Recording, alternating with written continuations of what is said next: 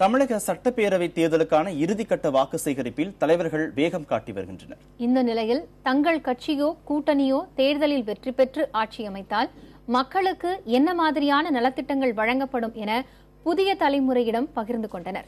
அதிமுக சார்பில் ஆலந்தூர் தொகுதியில் போட்டியிடும் வேட்பாளரும் மூத்த தலைவருமான பன்ருட்டி ராமச்சந்திரன் பட்டியலிடும் திட்டங்களை இப்போது பார்க்கலாம்.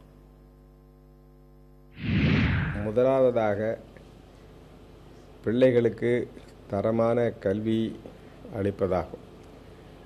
பிள்ளைகளை பள்ளிகளில் சேர்ப்பதில் மட்டும் போதாது, அவர்கள் நன்றாக படிக்கிறார்களா என்பதையும் கவனிக்க வேண்டும்.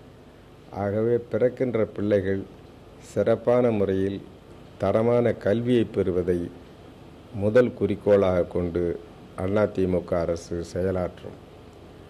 இரண்டாவதாக, வேலை செய்யக்கூடிய தகுதியும் திறமையும் உள்ள வாலிபர்களுக்கு வேலை வாய்ப்புகளை பெருக்கி கொடுப்பது இரண்டாவது முக்கிய அம்சமாகும். மாண்புமிகு புரட்சித் தலைவர் அம்மா அவர்கள் தேர்தல் அறிக்கையிலேயே குடும்பத்தில் ஒருவருக்கு வேலை என்று குறிப்பிட்டிருக்கின்றார். தங்கள் சொந்த காலிலே அவர்கள் நின்று ஒரு கண்ணியமான வாழ்க்கை நடத்தக்கூடிய அளவுக்கு வருமானத்தை பெறுவதற்கு சிறு தொழில்களோ அல்லது பெரும் தொழிற்சாலைகளில் வேலை செய்யவோ அவர்களுக்கு உரிய பயிற்சியை, கைத்தொழில் திறனை மேம்படுத்துவதில் மிகுந்த அக்கறை காட்டுவோம். ஸ்கில் டெவலப்மெண்ட் ட்ரைனிங் சென்டர் என்று சொல்வார்கள்.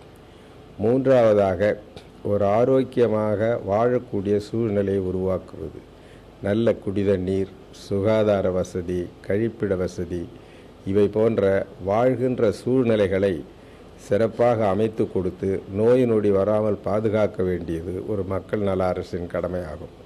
ஆகவே ஆரோக்கியமாக வாழக்கூடிய ஒரு சூழ்நிலையை மக்களுக்கு ஏற்படுத்துவதை நாங்கள் மூன்றாவது குறிக்கோளாக வைத்து செயல்படுவோம். இன்னும் மேலும் பல திட்டங்களை படிப்படியாக மக்கள் நலன் கருதியும் மக்களிடத்திலே அமைதியையும் ஒற்றுமையையும் வளர்ச்சியையும் ஏற்படுத்தவும் செயல்படுத்துவோம் என்றும் தெரிவித்துக் கொள்கிறேன்.